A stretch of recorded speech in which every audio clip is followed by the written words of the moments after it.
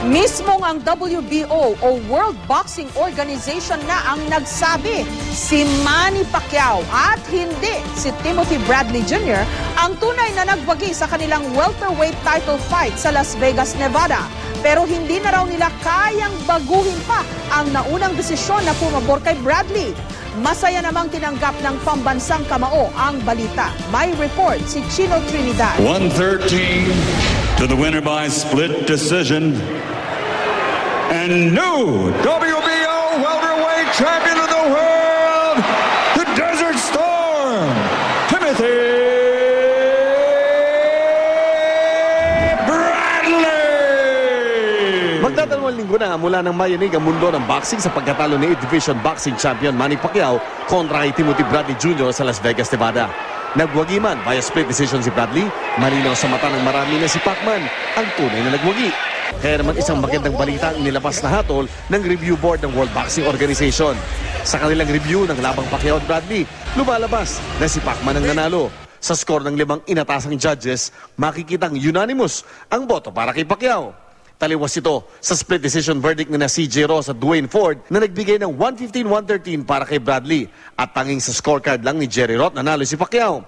Sa kabila nito, sinabi ng WBO na wala silang kapangyarihang baguhin ang naging desisyon sa laban at bawiin ang welterweight title mula kay Bradley. Nauna nang sinabi ni WBO President Paco Valcarcel na pwede lang nilang gawin ay ipag-utos ang isang rematch sa pagitan ni Pacquiao at Bradley. Hanggang ngayon, hinihintay pa rin ang magiging resulta ng fight review na ipinagbutas ng Nevada State Athletic Commission para pagpaliwanagin ang 3 judges sa kanilang scorecards. Labis namang ikinatuwa ng pambansang kamao ang naging desisyon ng WBO.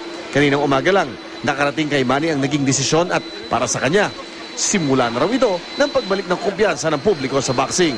Masaya ako dahil lumabas yung katotohanan, kung anong totoo at salamat sa investigasyon na ginawa ng WBO at naibalik yung tiwala ng mga tao.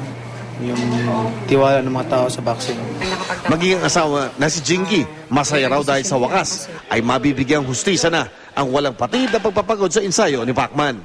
Very obvious naman na panalo siya. So, hindi na parang nakapagtataka na yun ang desisyon nila kasi kitang-kita naman na panalo talaga siya.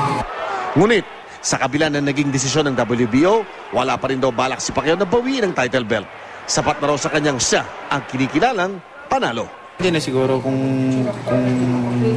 naibigay na, hindi naman kasalanan ni Bradley din yun eh. Nasa kay Bradley kung ibigay niya ang belt, hindi ko naman rin tatanggapin at ibabakante na lang. Bukas naman daw si Pacman sa posibilidad ng rematch kay Bradley. Chino Trinidad, GMA News.